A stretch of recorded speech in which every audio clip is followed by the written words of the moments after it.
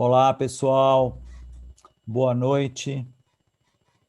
Estou vendo aqui quem está entrando já. Camila, Flávia, Gabriel, bem-vindos. Karine, Carla, Lucila. Que bom, Marcele. Bem-vindos todos. Renata, Tiago, muito bom ver vocês todos aqui. Que bacana. A gente vai dar mais alguns minutinhos para todo mundo ir chegando e aí a gente começa a nossa conversa aqui com a Raj.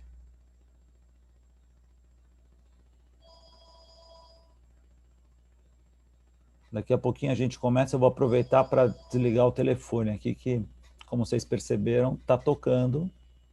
Eu vou desligar o telefone, já desligar.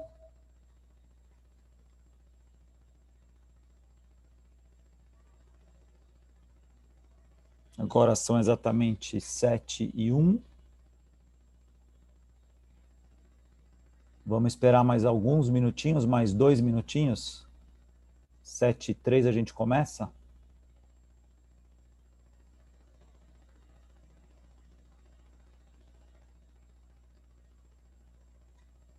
Bem-vindos, quem mais que eu estou vendo aqui? Vivi, Stephanie, Rosana,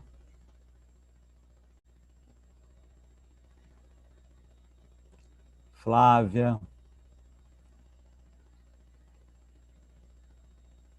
Alessandra. Bem-vindos a todos.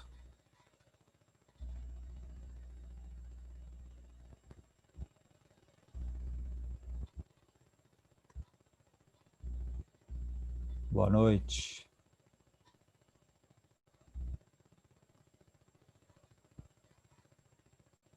Oi, Pati, bom te ver aqui, boa noite.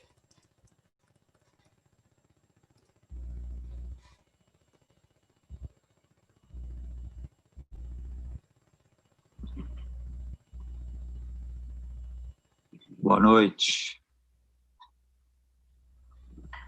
E aí, Mauro, tudo bem?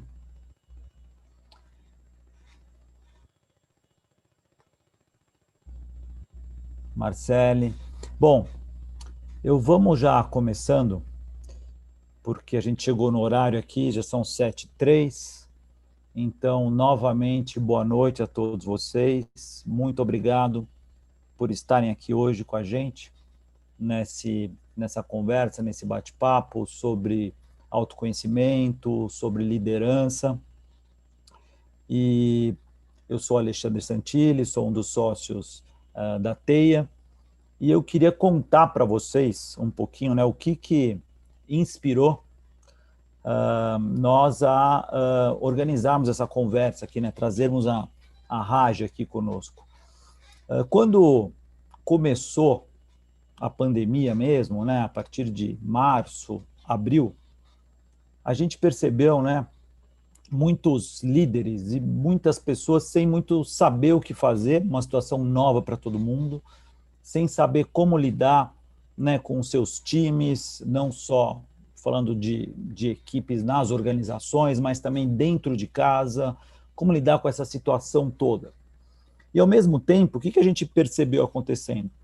As pessoas buscando algumas saídas na meditação e outros tipos de terapias, mas com um objetivo muito mais de curativo, né, de alguma coisa muito mais passageira do que necessariamente transformacional, que fosse, vamos dizer assim, mais duradoura do ponto de vista de mudança, de transformação.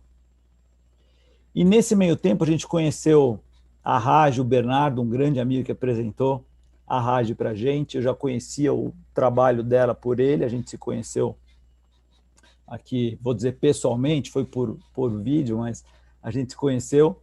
O livro dela, esse livro aqui, acabou de ser lançado, aqui no Brasil não tinha sido lançado ainda, eu comprei o livro em inglês, li no Kindle, e percebi o seguinte, que existe um espaço, uma oportunidade muito grande, né, desse momento que a gente está vivendo, não só, né, para um alívio, né, dessa situação como um todo, né, de conseguir lidar com as pessoas, lidar com os times, com as equipes, mas também de transformação. E o que eu percebi, né, o que nós percebemos aqui na Teya, foi que a Raj justamente trabalha essa transformação. A grande experiência dela, né, a grande vivência dela toda em mais de 30 anos, se é que eu posso dizer isso, é transformar as pessoas, né, de um jeito diferente que a gente vai descobrir agora, a gente vai ver agora.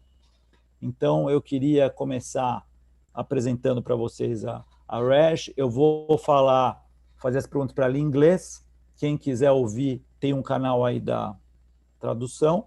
Está com a gente aqui a Laís, né, que ajudou na organização, o Alexandre, o Ale, meu xará, que vai fazer a tradução. O Gustavo e o Mauro estão aqui com a gente para nos ajudar nesse bate-papo aqui. So, Raj, I just made a quick short introduction about leadership, about your work, saying that you are, how can I define you?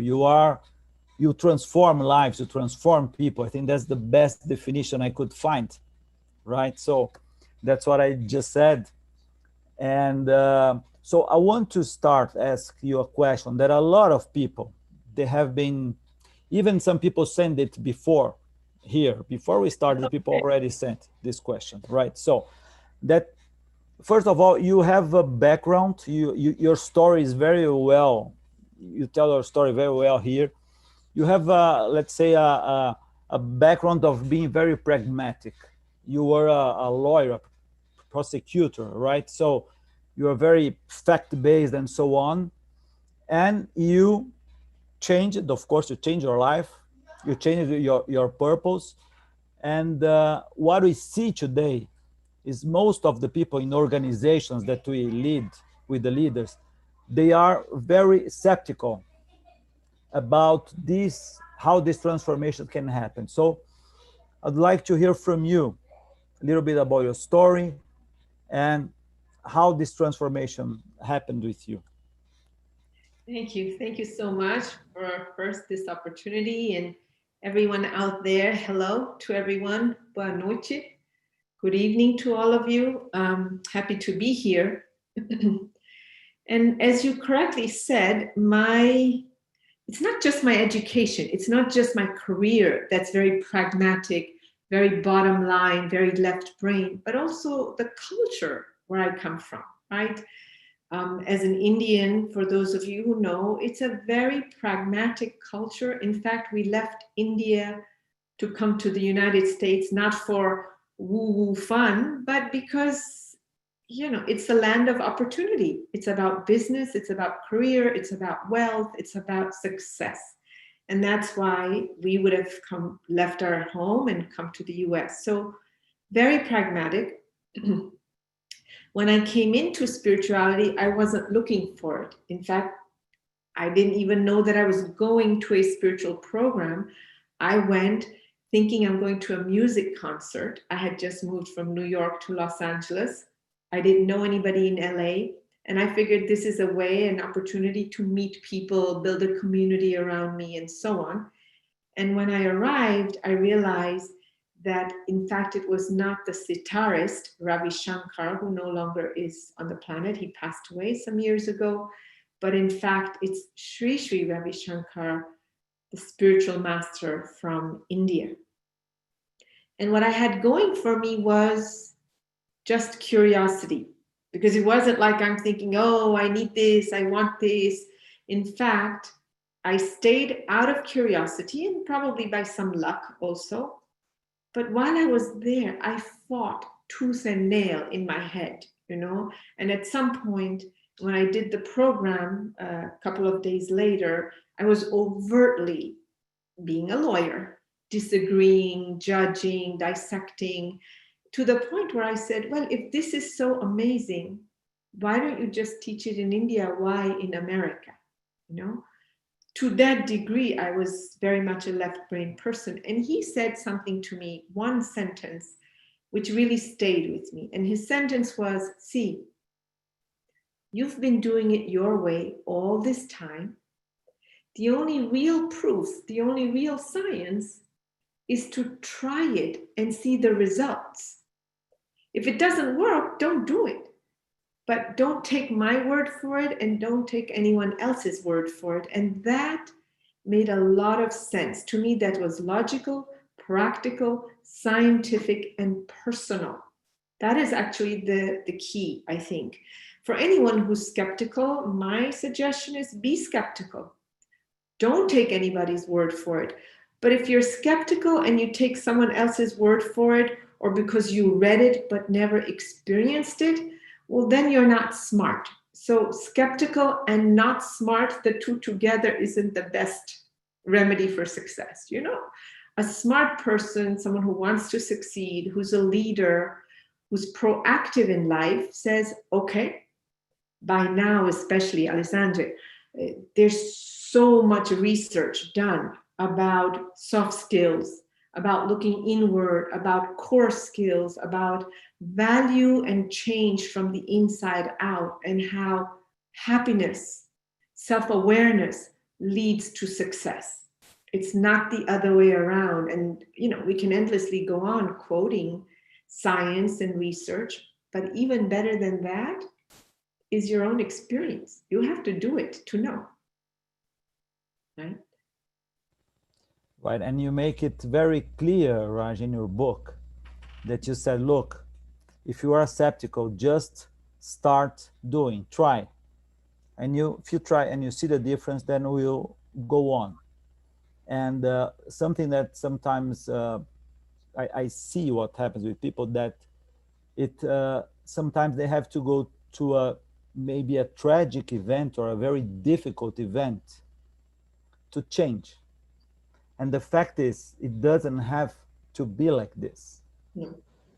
So what do you say for people that are, you know, just doing whatever they have been doing their whole life, and sometimes they start doing some kind of meditation or something different, and they stop and they come back to their old habits? So what's the really impulse for change, in your opinion? Well, unfortunately, it's not in anyone's hand. Change is a constant in life, right? It's the only thing that is constant, is that everything's changing. But in today's world, I'm not just talking, you know, today as in yesterday, I'm talking last several years. There are so many disruptors. Our economy, our politics, our social structure, our family structure, everything is being reworked. Everything from millennials to X-Gen, right? Everybody is reworking. You no one really can afford to think from the same box of operating methodology, you know, conditioned mind. And if you look right now with the pandemic, everything is uncertain. And the more uncertainty there is, the more we are in the unknown, economically, politically, socially, structurally, the more you as an individual have to let go of a fixed, known comfort zone. You have to let go of how you have been doing something your whole life. You have to let go of what you think worked yesterday, get clear about where you are today, and more importantly, get clear about where you want to go tomorrow. And that only happens if you look inward. That's it. You can strategize, you can look at process, you can look at procedure, you can learn technology, but the future really truly is in human value, human only traits. And if we don't develop that through self-awareness, you will become obsolete. You know, there's a reason why Davos conference, the Milken Institute, I was recently on it as a speaker. There's a reason why they're speaking about emotional intelligence as one of the top 20 skills required by leaders. Now, emotional intelligence is a big word. Everybody talks about it and we have all our ideas. But the core of social intelligence, emotional intelligence, relationship intelligence is awareness, self-awareness, or awareness of oneself, other, your environment, your team, your organization. And there's just no way around that. If not, you keep doing the same thing, expecting different results. And one more time, we come back to how smart are we? Keep doing the same thing, looking for different results. No? Thank you, thank you. And one thing that I see, I'll just say something in Português. Pessoal, vocês podem colocar perguntas e respostas no Q&A. Desculpa, as perguntas no Q&A para a gente responder aqui, tá bom? So Raj, what I was saying that about self-awareness, it's something that you don't do it once, right? I see a lot of people that are very experienced leaders and they are still discovering themselves. And something that I would like to ask you, because you have a lot of experience also with executives, with leaders in companies, what are the most common, let's say, problems or challenges that leaders face? And what are the main, let's say, first steps or techniques that people start doing to rediscover themselves? Yeah. So 100% on point. Self-discovery is not a one session or a one-time thing. It's a journey in life, right? Who we are today, where we are today, we didn't arrive in one moment. Even to brush our teeth, it took some time to cultivate and nurture a correct methodology and a direction, and then a habit, right? So the same is true, but this is even more internal work. And what we're talking about is the step number one is the recognition that, okay, as life evolves, as times change, as the economy changes, I also need to evolve and change. And unfortunately, 99% of the people, including good leaders, very good leaders, what we do, we are hardwired by the time we're 8, 9 years old with a very conditioned assumption, belief system, operating system, methodology, right, wrong, should be, should not be. We're very hardwired. And then all we do is spend the rest of our life re-establishing the same things we learned before we were able to think, before we were conscious. When we're 10, when we're 15, when we're 18 for that matter, we are not developed enough to be conscious of the choices we take on as ourself, as our assumptions, as our ideas. And so the idea of self-reflection, self-awareness is to now dive inward, to start to look at oneself. And there's steps to all of this. And one of the places, at least where I begin, is number one, to say, all right, let's really see how much do you operate from the past and how much do you operate by anticipating the future. That means, I hate to use the word coaching because it's overused, but that means engaging in dialogue where we start to say, Alexander, look, you think you're doing something new, but this is the same story that you picked up 5 years ago, 3 years ago, 10 years ago, 30 years ago. You know? So number one, recognizing how much of what you do and how you do is based on the past. Second step is to recognize, here's the trick. We think we have a future, but we actually don't. Because our future is nothing more than the anticipation of the past. Oh my God, last year when my business went this way, or when my marriage went that way, or when my life went that way, what if the same thing happens again? All we're doing is dragging the past into the future. So I really bring awareness to how much of you as an individual, as a leader, as an entrepreneur, as someone who's, for that matter, running HR, is operating from a fixed system. And then the second step is to empty out some of these stresses, some of these tensions, which is fear-based. See, We get nervous in life when we have to make new choices. We all do. It's not me, it's not you, it's all of us do. We're wired that way. And so we have to know how to reduce the fear, the regret, the past, so that we can make new choices.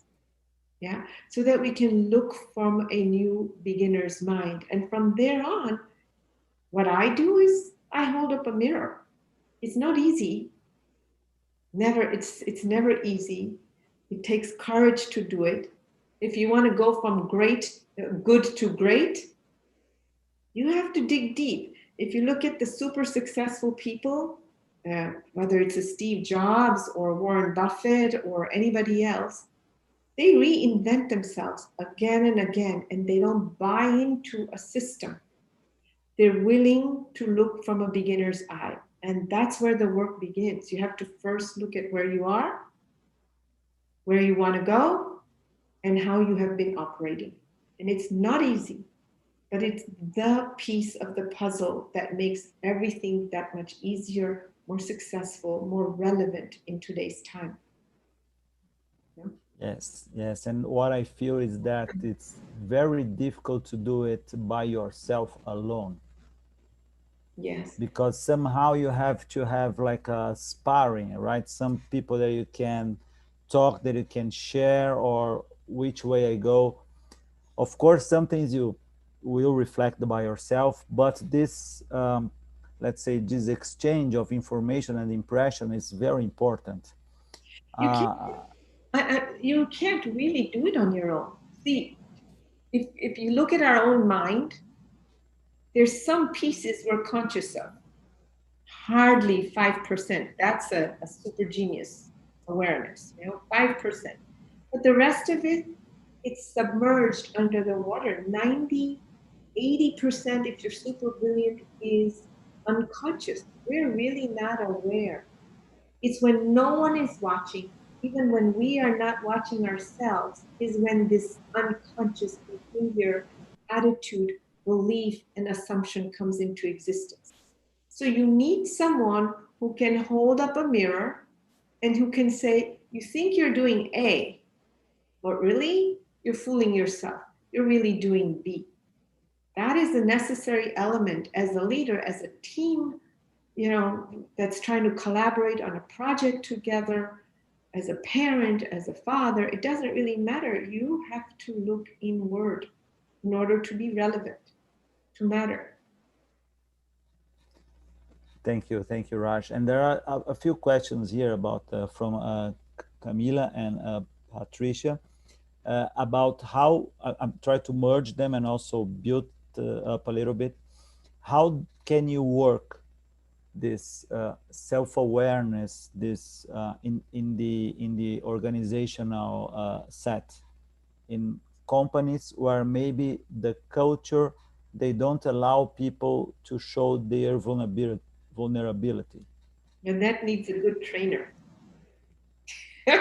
This is why you have to bring in outside talent, right? You can't. Okay, let's speak a little bit about culture for a second, right? Every organization, big or small, they have a document that says the mission, it tells their value, and it also says their culture. Great. But how many leaders, how many staff members, how many managers actually walk the talk? What is written is what defines culture. So if you look, most people in the world give you strategy to live values. They don't actually embrace the value, they strategize, they do a behavior change.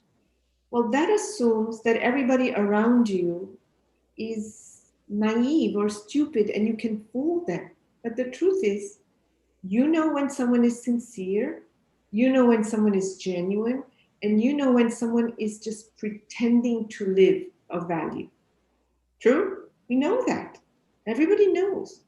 And so if you're going to make culture strategy, everyone knows this expression, culture eats strategy for breakfast, meaning people around you will realize that all you're doing is manipulating, maneuvering, pretending that you are living the values. So I would give you an example. For instance, I was brought in for a half-a-day program in a company, equivalent to Uber, Lyft, perhaps. You're aware of the company in Brazil, I don't know. And when I was brought in, their discussion, it was a full-day program in which I had half a day, they had the other half. And the conversation was top 50 leaders coming together in order to restructure. Where are we going? Where are we and where are we headed? This was the conversation. And everyone agreed that they know the values. So I got up and I said, okay, please tell me your values. So everyone rattled it off. And then I created a simulation. And one of the value was the ability to speak up even when we've made a mistake. Beautiful. It's necessary.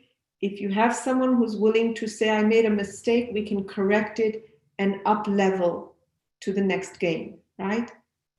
Okay, I created a simulation with 50 leaders, top leaders in a company that's a disruptor in the world of transportation. And what ended up happening?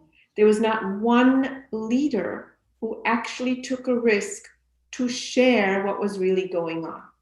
Now, what's the value of that? Number one, it's discovery. It's to really realize we're not walking the talk. The second thing then is for me and for them within each other to say, why?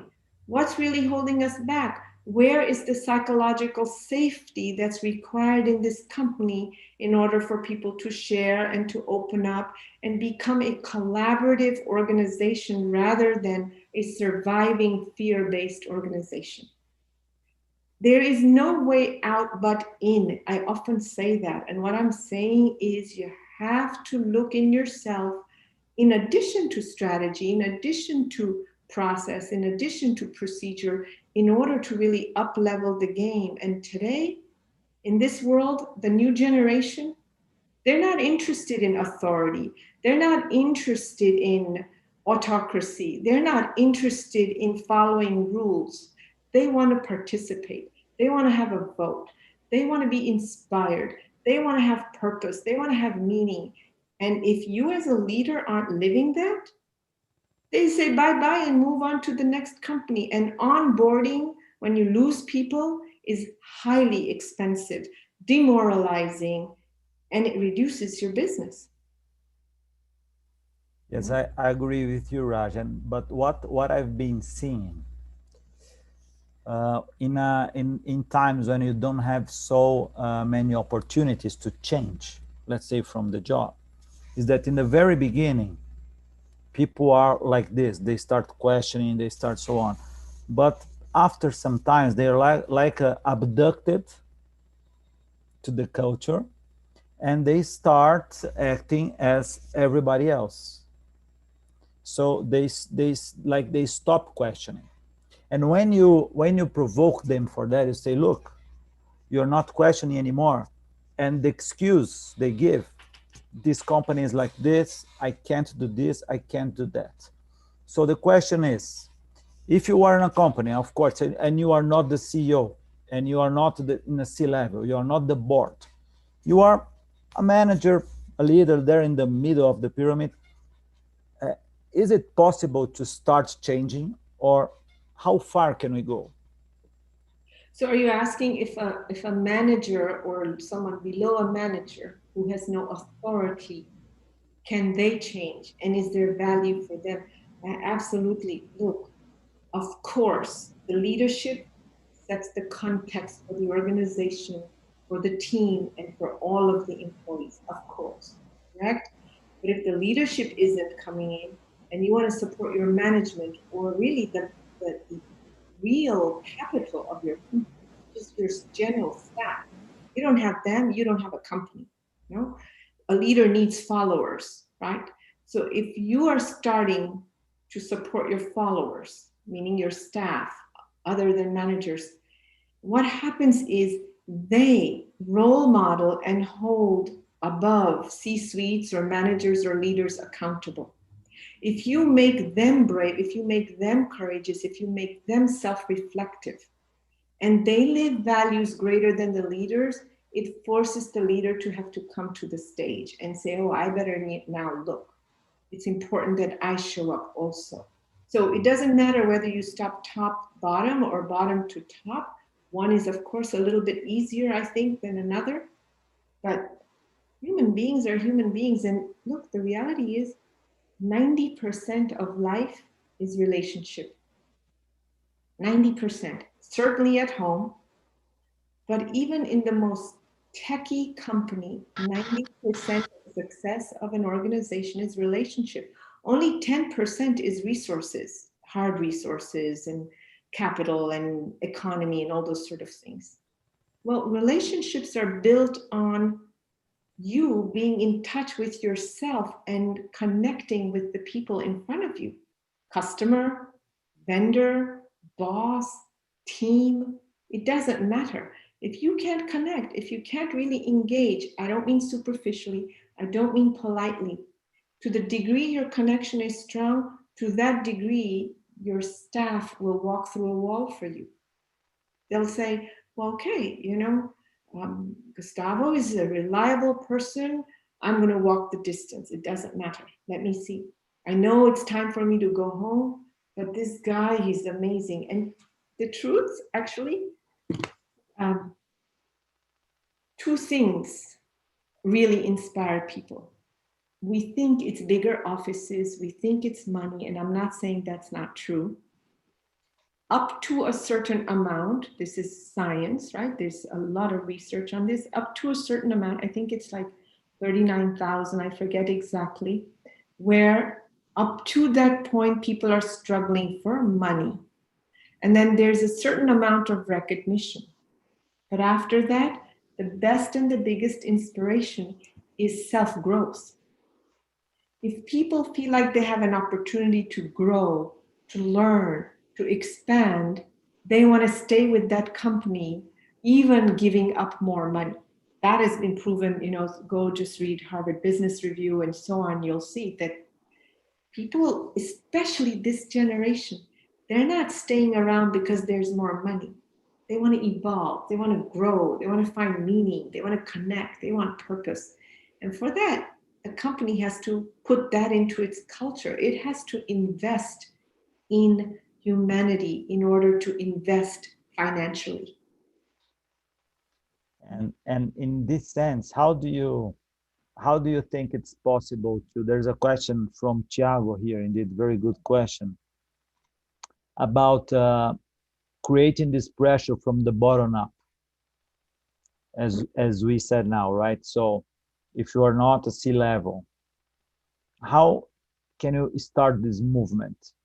I mean, if I'm here today, let's say tomorrow I have a meeting with my team.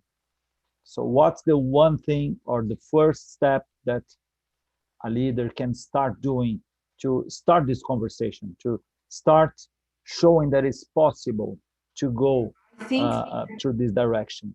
So if I were working in a company, it's not coming top down, but I had either colleagues or a team that I report into.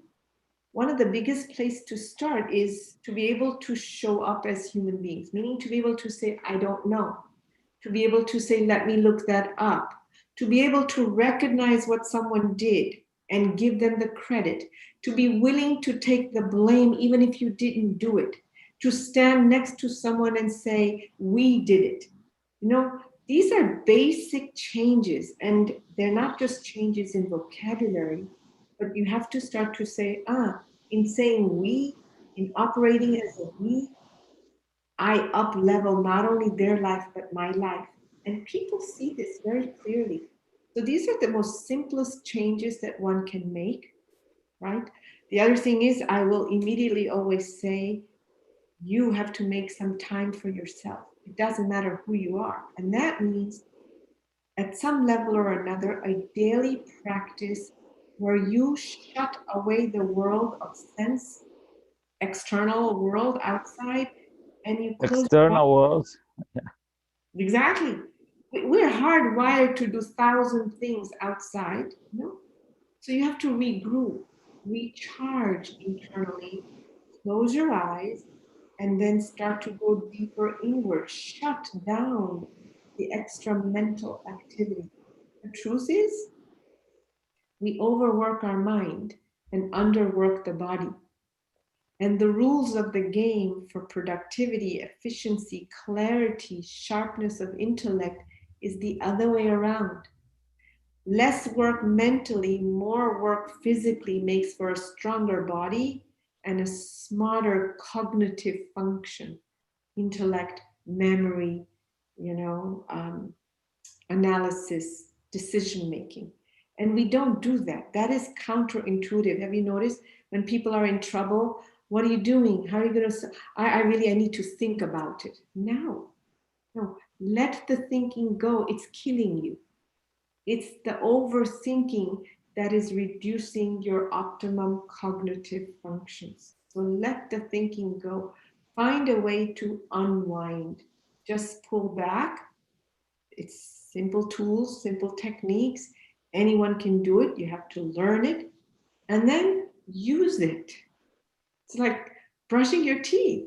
You brush your teeth every day. It took a little while to learn, but it does you a lot of good. You comb your hair, you bathe every day. You have to give the mind a break. You have to groom or comb out the knots that go on in our brain from overthinking, analyzing, strategizing, processing, labeling, judging.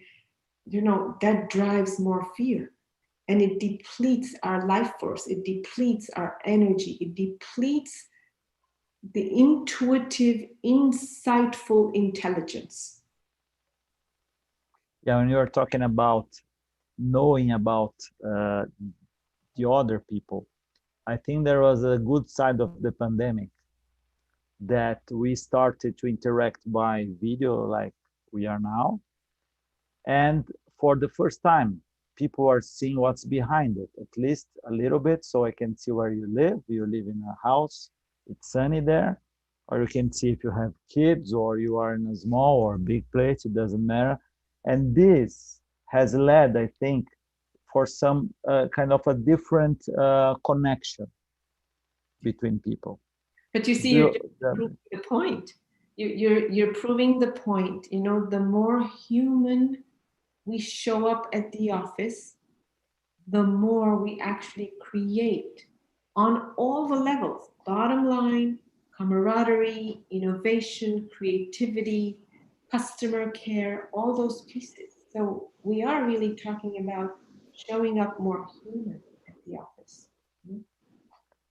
And Lucila has made a very good question here about all these changes. Do you think that these changes that people are going through the pandemic, right? So how is work going to be? Is going to really change, or do you think people are going to come back to the old standards in terms of connecting, in terms of knowing yourself, and so on?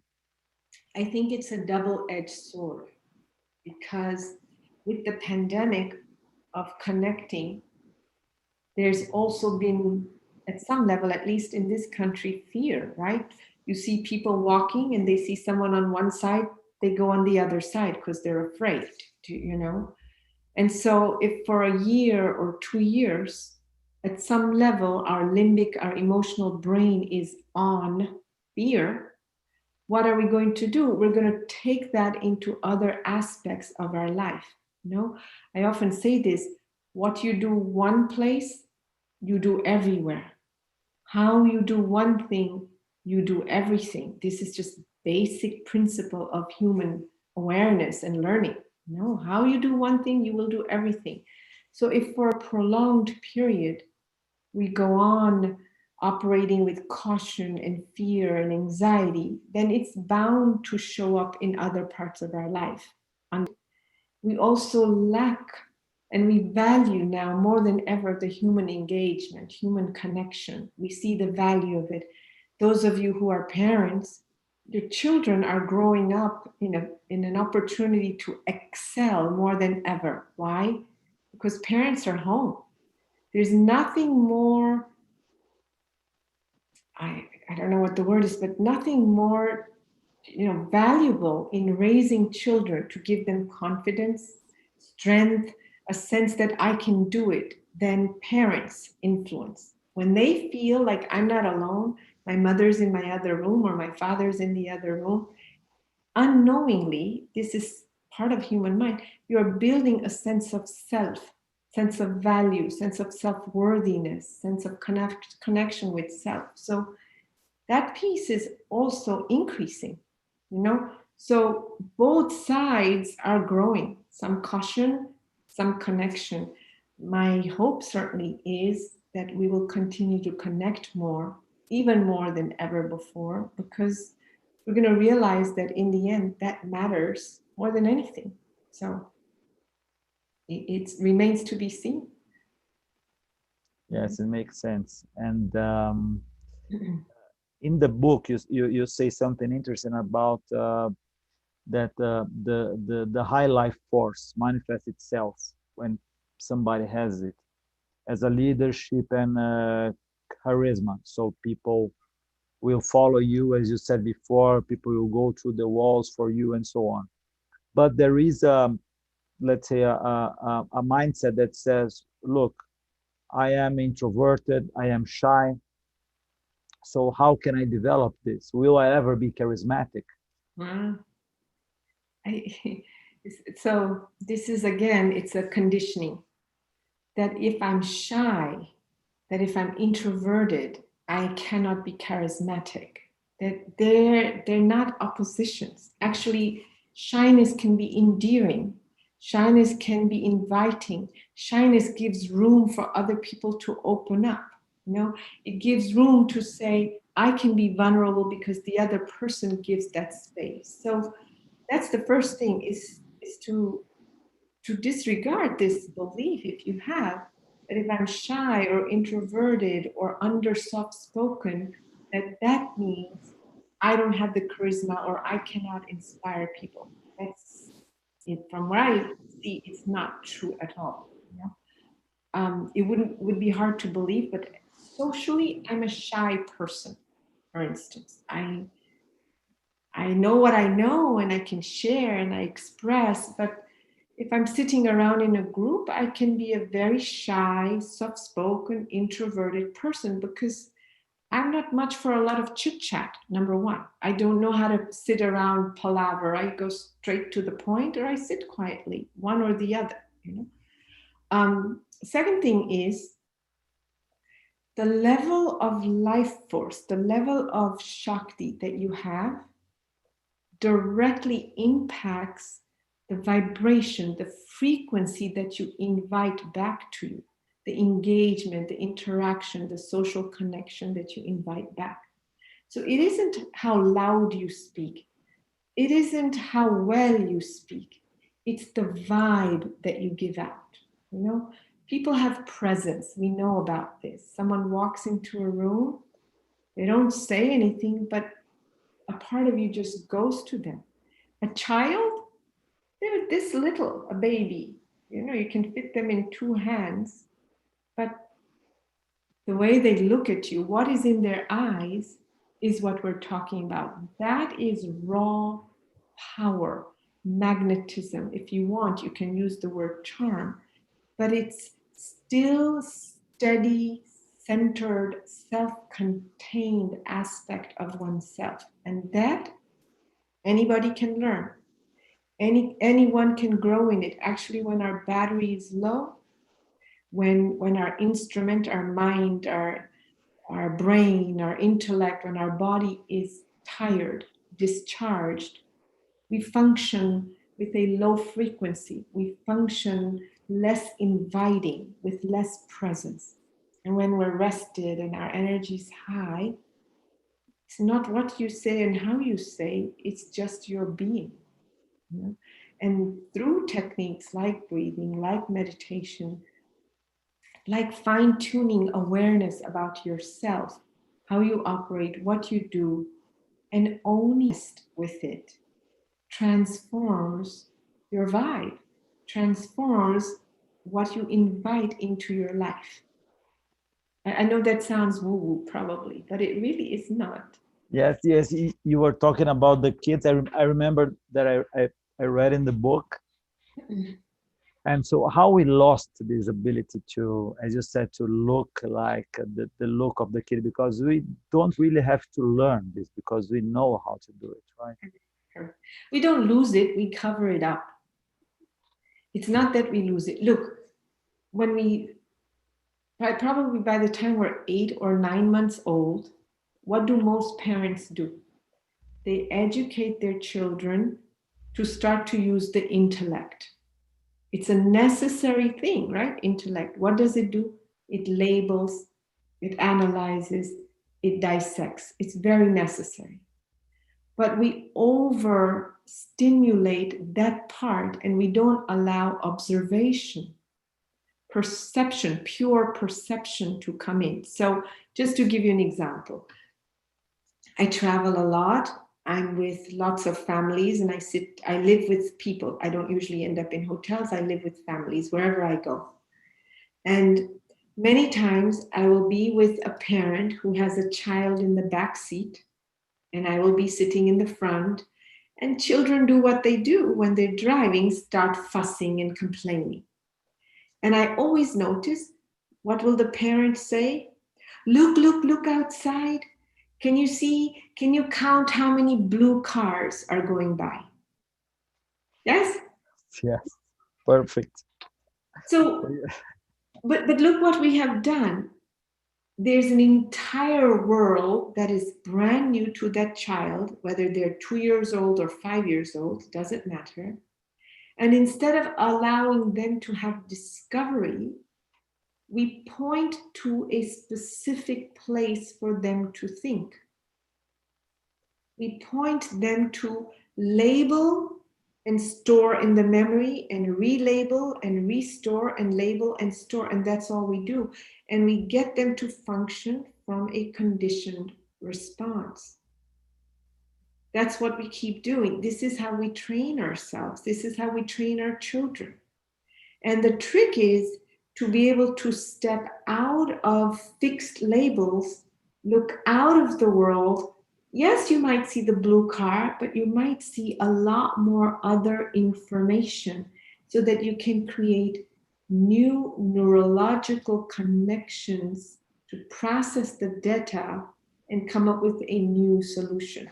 I will give you statistics that's staggering.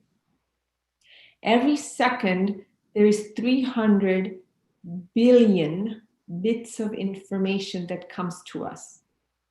300 billion. How much do you think we register as human beings?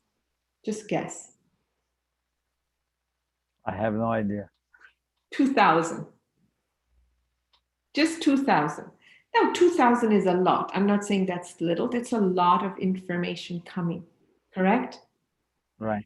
Imagine if you could take just the same 2,000 bits of information, and instead of creating the same pathway, blue cars, and the number of blue cars, could create a different pathway and create a different direction, you would innovate. You would make decisions. You would process information. You would reach different solutions. You would see how to solve conflict in another way. But there's a second possibility. What if not just 2,000, but you could widen your lens a little bit and take in 2,500 bits of information? And you still make the same connection. Blue car. However, that blue car next to the green car processed differently. You would utilize the moment, the opportunity in front of you very differently. But 99% of us keep thinking, processing, analyzing the same stuff. And that takes away the power that I described in the child's eyes. It depletes our life force. It's a battery that's drained. And I'll just give a quick metaphor before I take your next question. If you have a cell phone or a computer, right, and you see it says 10% battery left, you do two things. Number one, run to charge your cell phone to the nearest station, right? And number two, if you don't find it, you close the apps, extra files that are open. So you save battery. Everything in life is energy. Everything depends on it. If you want to blink your eyes, digest your food, if you want to have a thought, if you want to change a negative thought to a positive thought, if you want to change a negative emotion to a positive emotion, if you want to inspire people, if you want to collaborate and get your team behind you, you need juice. You have to know how to close the files in here. Most of us don't even know how to close it when we're sleeping. Because I know a lot of people have sleep where 8 hours go by, and if you ask them in the morning, how did you sleep? They say, I feel like I was thinking all night.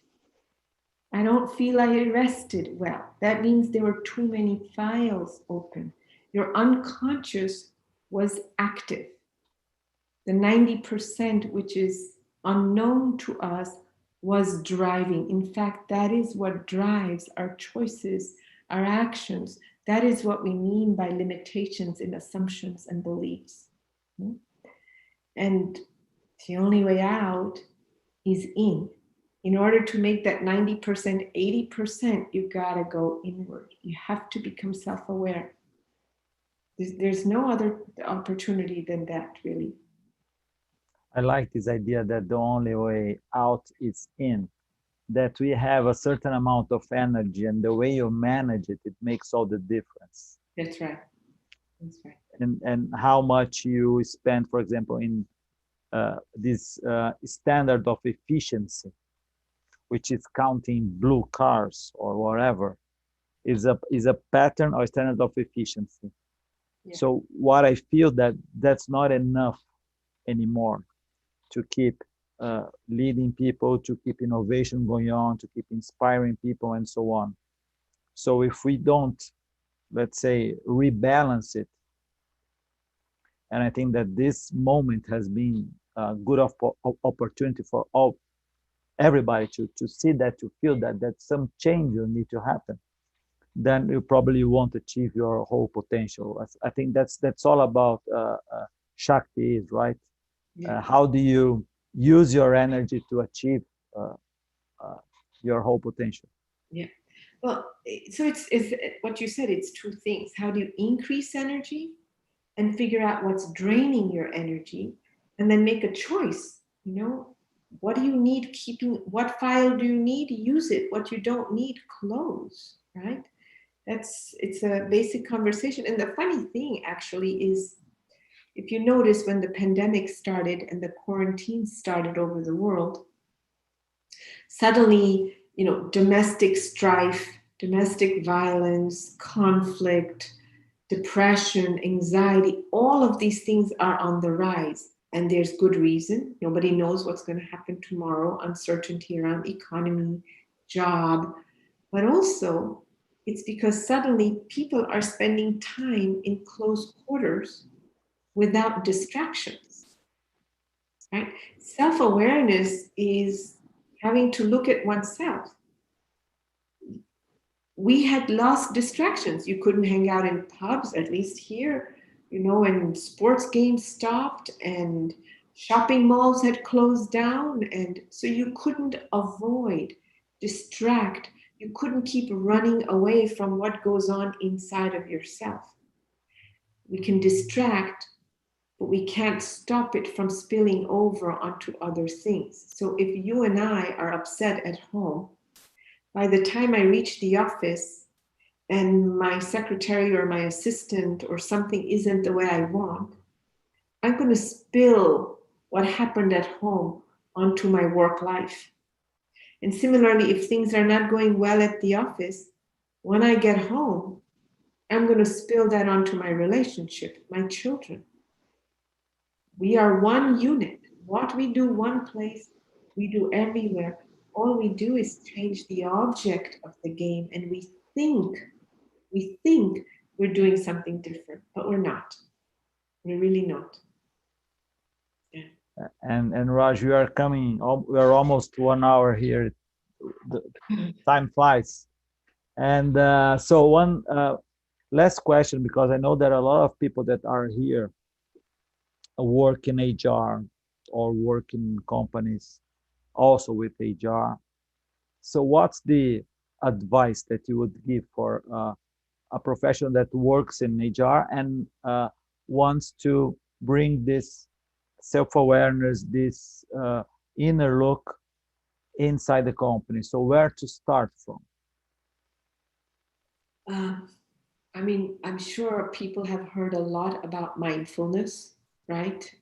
There are all kinds of programs and things like that out there. Everything, you have apps, you have courses, you have... Yeah, so there's all kinds of things like that. There are courses, there's, apps and things like that. At least what I offer is a more direct approach to awareness, whether it's oneself or the situation and things around you. Because, first of all, I've been doing this for 35 years. I'm giving away my age here, but yes, for that long.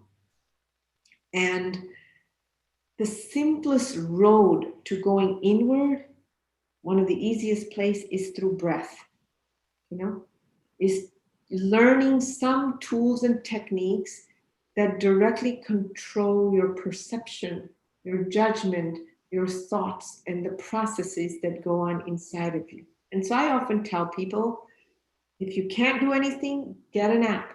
Start to learn to meditate, do something like that. But also, very simple, is to really find an opportunity to bring people in your company together and to ask open-ended questions about how are they and what's going on and what's working and what's not working.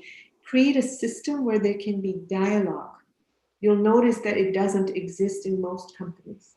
Very little dialogue. There's chit-chat, there's hola, how are you? And kind of beijo, kiss kiss. And that's it. But as a leader, as someone from whether it's HR or wherever, to really take a few moments of your day to walk the company, I often say, which means just walk your floor. How are you? Start to retain some information about people. How was your weekend? Last week you had told me your mother was, how was that? If you really start to know the person, recall the person, and build relationship, you would see that naturally takes you to the second step. These are just very simple things that I can say to do in this moment. And the simple, most obvious things are overlooked often. I agree with you. I've heard so many stories about, leaders, CEOs, that they, of course, they don't know the names of everybody in the company, but they stop, they talk, they really connect with everyone. They are capable of doing this, and they do it as a routine, as something that's incorporated in their, let's say, daily routine. Yeah. And sometimes we change this for very standard practice, efficient practice, just looking for the final results, trying to beat the results and so on, and we forget about this side. Correct. Yeah. So thank you very much, Raj, for your time. So it was great. Time flew. It's already 8 o'clock, and there are many questions here about one of Vivi that really need to think about. How do you bring vulnerability and psychological safety where there is a power structure? I think we talked about that, and we must start trying, right? We must start having this conversation opening, even if you are not in a powerful position. Do you agree? Yeah, see, I'll tell you something. When we're not conscious of the price and the reward we pay for keeping the behavior, we will not change. So the conversation isn't about how do we make someone vulnerable. The first question is how do we get someone to recognize what is the price and what is the gain if we were to move the way they are. You can't confront people directly in that way. What you have to do is educate people in recognizing that the price is far greater than the current reward they have in their hand. And that naturally makes someone want to change. This is about communication, you know? That's the other part of the self-awareness conversation, communication skills. And most of us don't know how to access what we experience, let alone second step, share, express what we feel. And those are trainable skills. It's not, I'm born with it or something. No. The more aware you are, the more you know how to do. It's a direct connection. And as you said, the more you do and you start doing and you see the results, then you keep doing. It's like a, you know, like a snowball. Yes, yes, very much so. So Raj, thank you very much. Speak Portuguese now. Okay. Yes, just thank you everybody, all the Gente, listeners out there, and thank you so much for having me here. Thank you. muito obrigado pela presença de todos vocês. Foi uma conversa ótima. Eu percebi assim, que a gente teria muito assunto para falar muito mais tempo. Eu acho que para quem quer conhecer mais um pouco também do trabalho da Raj, tem o livro, né, que acabou de ser lançado aqui pela editora Sextante. É bem interessante, conta a história toda dela e muitos desses exemplos também que a gente debateu aqui. E eu acho que o caminho agora está aberto para a gente experimentar mais, testar mais, e inspirado, né, pela Raj também, mudar, se transformar, mesmo que você não tenha uma posição de poder, esteja numa empresa que aparentemente não permita isso, acho que a gente consegue fazendo isso nos grupos menores, no seu time, na sua equipe, e a gente começa a ver esse resultado acontecer. Então, eu queria agradecer a todos vocês, né, pela oportunidade de estar aqui também. Thank you so much, Raj, for your time and for sharing such important ideas and values about leadership, about knowing yourself in organization, because I think this is more important than ever, that we see ourselves in this. How do we, how do we transform ourselves to keep working in these organizations? So in the meantime, as a group, it's always nice to take an intention. I know that a lot of difficult moments are going on for many people, everything from work to health to family and children, being home and so on. So as a group, at the end, I always just say, sort of like a prayer and a good wish, you know, to all of you out there, be safe, be healthy, and be happy. So God bless you. Thank you so much. Thank you. Muito obrigado, Raj. Muito obrigado a Ale, a Laís, a Ana, o Gus, o Mauro, que acompanharam e ajudaram a gente aqui. So, Raj, see you soon. Yes. Thank you very much. Bye-bye. Bye-bye. Tchau, tchau, pessoal. Obrigado.